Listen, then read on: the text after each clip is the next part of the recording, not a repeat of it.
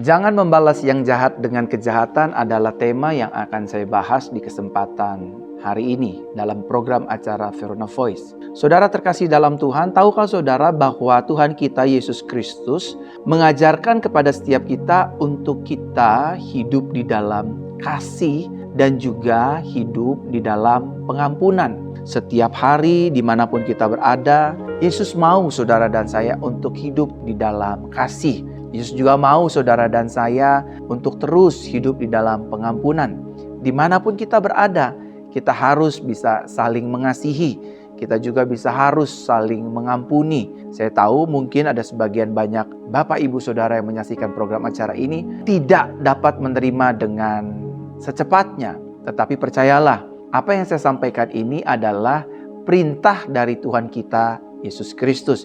Bahwa saudara dan saya sebagai orang percaya, kita harus hidup di dalam kasih, kita juga harus hidup di dalam pengampunan kepada siapapun. Bukan saja kita mengasihi orang yang baik kepada kita, bukan hanya kita mengampuni orang yang berbuat baik juga kepada kita, tetapi kita juga harus belajar untuk mengasihi dan mengampuni orang-orang yang sudah melukai hati kita, orang-orang yang sudah menjahati kita, orang-orang yang membicarakan kita yang buruk-buruk, dan orang-orang yang tidak suka dengan hidup dan pribadi kita. Saudaraku terkasih dalam Tuhan, Yesus mengajarkan kepada setiap kita untuk kita hidup saling mengasihi. Yesus mengajarkan kepada setiap kita untuk saling mengampuni dan memaafkan. Masih ingatkah Bapak Ibu Saudara pesan firman yang disampaikan oleh Yesus? Jika ada orang lain menampar pipimu, maka berilah juga pipimu yang lain. Artinya, Yesus ingin menegaskan kepada setiap pengikutnya, saudara dan saya maksudnya, untuk tidak menginginkan atau menuntut pembalasan demi pembalasan. Tetapi mari kita belajar untuk mengampuni orang-orang yang sudah melukai kita. Bahkan Yesus bukan hanya mengajarkan, tapi Yesus mempraktekkan apa yang Dia ucapkan. Bahwa ketika Yesus ditampar, ketika Yesus difitnah, ketika Yesus direndahkan, Yesus dimaki-maki, dipukul, dipersekusi, dan diperlakukan secara tidak adil, bahkan disalibkan, Yesus berkata kepada Bapa yang di surga, Dia berkata dengan jelas bahwa, Bapa, ampunilah mereka semua ini. Siapa mereka semua ini? Yang mengkhianati Yesus, yang memakukan Yesus, yang menyalibkan Yesus, yang mencambuk Yesus, yang meludahi wajah Yesus. Bahkan orang-orang termasuk murid-murid yang mengkhianati Dia kabur semua. Yesus berkata, Bapa, ampunilah mereka semua ini. Sebab mereka tidak tahu apa yang mereka perbuat.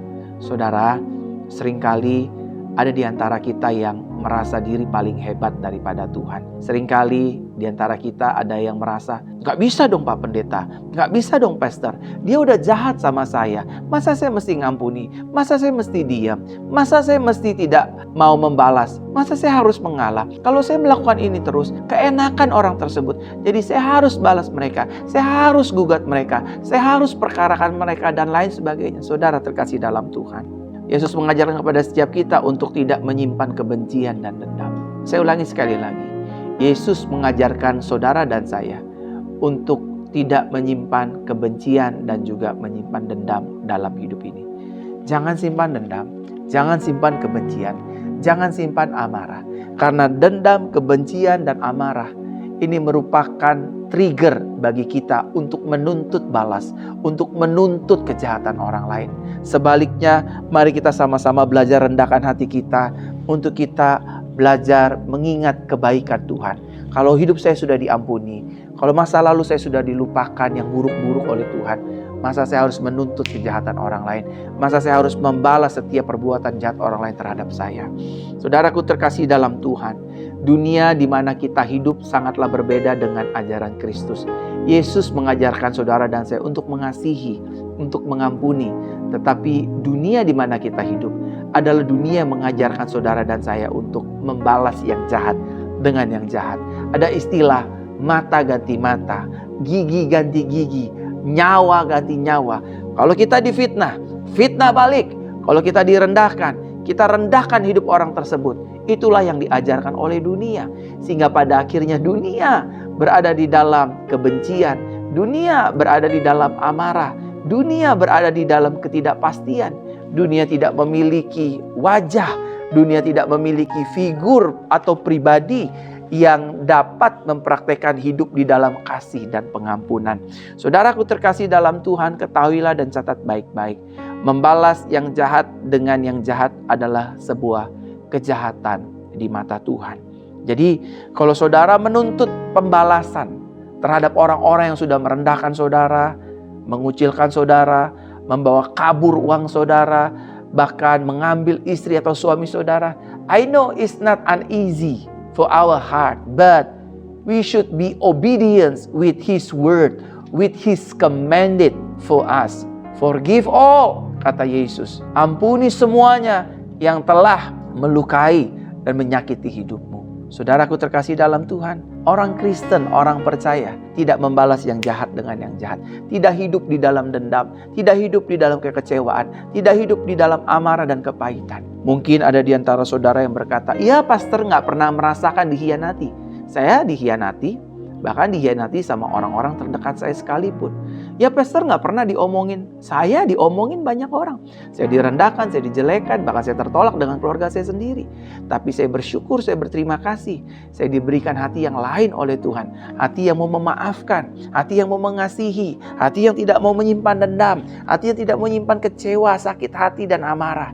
Sehingga pada akhirnya saya bisa hidup dalam ucapan syukur, terima kasih kepada Tuhan Yesus Kristus. Saudaraku terkasih dalam Tuhan, pertanyaannya, mengapa kita tidak boleh membalas kejahatan dengan kejahatan? Yang pertama, karena pembalasan adalah haknya Tuhan. Jadi kita nggak berhak untuk mengambil nyawa orang, kita tidak berhak untuk menginginkan kehancuran hidup orang lain, kita tidak berhak untuk membalas kejahatan orang lain meskipun kita sudah dijahati. Karena pembalasan sejatinya miliknya Tuhan. Tuhan yang akan menuntut musuh-musuh kita. Tuhan sendiri yang akan melawan orang-orang yang merendahkan kita, yang memfitnah kita, yang menjelekan kita, yang mengadu domba hidup kita. Tuhan sendiri yang akan ada di tengah-tengah kita sebagai pembela kita, sebagai hakim yang adil, bahkan sebagai pribadi yang akan menyatakan haknya. Jadi saudaraku terkasih dalam Tuhan, kalau hari-hari ini kita lihat ada gereja dibakar, ada pendeta dipersekusi, ada rumah ibadah, ada gereja dipersekusi, biarawati, pendeta dibunuh, bahkan Bible dibakar, kegiatan-kegiatan kekristenan dilarang. Saudara jangan pernah mengutuki orang-orang tersebut. Ingat, firman Tuhan mengatakan dengan jelas, musuh orang Kristen, musuh orang percaya, musuh para pelayan Tuhan, bukanlah mereka yang memiliki darah dan daging. Firman Tuhan mengatakan dengan jelas, musuh kita adalah penghulu-penghulu di udara. Artinya, musuh saudara dan saya adalah setan, bukan mereka yang ngebom gereja. Bukan mereka yang membunuh para biarawati, menyiksa para pendeta, membakar Alkitab, dan menutup dan mempersekusi gereja-gereja Tuhan. Mereka bukan musuh kita. Oleh karena saudara tidak akan pernah mendapatkan kata-kata keluar dari mulut saya untuk mengutuki mereka yang ngebom gereja, yang membunuh pendeta. Saya akan sama seperti ucapan Yesus di atas kayu salib. Bapa, ampunilah mereka, sebab mereka tidak tahu apa yang mereka telah perbuat. Saudara jangan simpan dendam, jangan simpan benci, jangan simpan sakit hati. Itu akan merugikan diri saudara sendiri. Sebaliknya, mari kita naikkan ucapan syukur. Kita serahkan segala permasalahan kita ke dalam tangan Tuhan. Firman Tuhan berkata dengan jelas, serahkanlah segala kekhawatiranmu ke dalam tangan Tuhan, karena Dialah yang akan memelihara kehidupanku dan juga akan memelihara kehidupanmu. Saudara terkasih dalam Tuhan, ada satu kisah di dalam firman Tuhan bercerita tentang dua tokoh, yaitu Raja Saul dan Raja Daud. Mereka saling bermusuhan, mereka saling mendengki, tetapi Raja Daud tidak memiliki hati dengki, dendam, amarah kepada Raja Saul. Tapi firman Tuhan mencatat, Raja Saul begitu mendengki Daud sehingga pada akhirnya dia menginginkan nyawa Daud. Satu kali Daud memiliki kesempatan di mana ada Saul di gua tempat persembunyian atau tempat peristirahatan pada zamannya. Pada saat itu Daud memiliki kesempatan untuk membalaskan sakit hatinya, tetapi Daud berkata, aku tidak akan menjamah orang yang diurapi Tuhan. Artinya Daud menyerahkan seluruh perkaranya, pembelaannya, pertolongannya, bahkan pembelaan yang ajaib itu datang dari pihak Tuhan. Bapak Ibu, saudaraku terkasih dalam Tuhan, jangan membalas yang jahat dengan yang jahat, tapi kalahkanlah kejahatan dengan kebenaran. Apa itu kebenaran? kita mengampuni, kita mengasihi, dan jangan ingat-ingat kesalahan mereka kembali. Mengapa kita tidak boleh membalas kejahatan dengan kejahatan? Yang kedua, karena tidak akan menyelesaikan permasalahan. Saudara pikir kalau saudara membalas orang yang menjahati saudara, masalah selesai?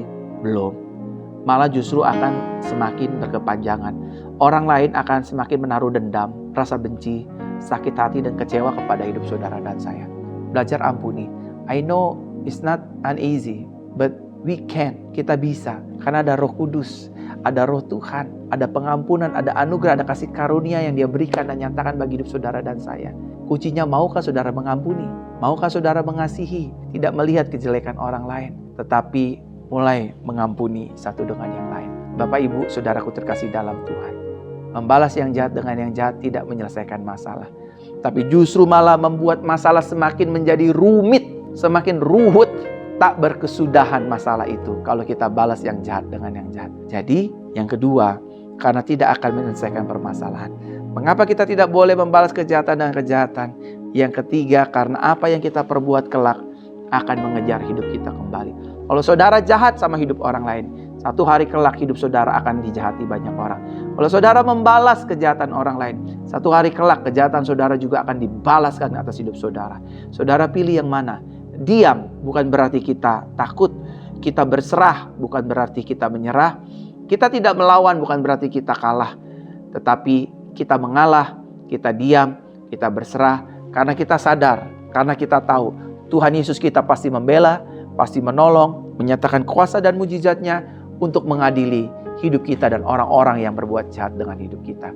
Saudaraku terkasih dalam Tuhan, mulai hari ini kalau saudara menyimpan dendam, menyimpan benci, menyimpan sakit hati dengan orang-orang yang sudah menipu saudara, bisnis saudara mungkin ditipu, uang saudara mungkin dibawa kabur, perhiasan saudara diambil oleh para pembantu saudara mungkin, pelayanan saudara dikhianati dengan orang yang saudara percayai, bahkan perusahaan saudara dijatuhkan, bahkan direbut oleh orang-orang yang saudara percayai. Jangan balas, jangan bereaksi. Nyatakanlah segala sesuatu pergumulanmu ke dalam tangan Tuhan melalui doa dan pengharapan kita. Maka lihatlah, cepat atau cepat, tangan Yesus yang berkuasa akan menolong, akan bertindak untuk membela setiap perkara kita. Kuncinya sebagai orang percaya, jangan balas yang jahat dengan yang jahat. Ya saudara, yang pertama karena pembalasan adalah haknya Tuhan. Yang kedua karena tidak akan menyelesaikan permasalahan. Yang ketiga karena apa yang kita perbuat kelak akan mengejar kembali hidup kita. Dan yang empat terakhir, mengapa kita tidak boleh membalas yang jahat dengan yang jahat?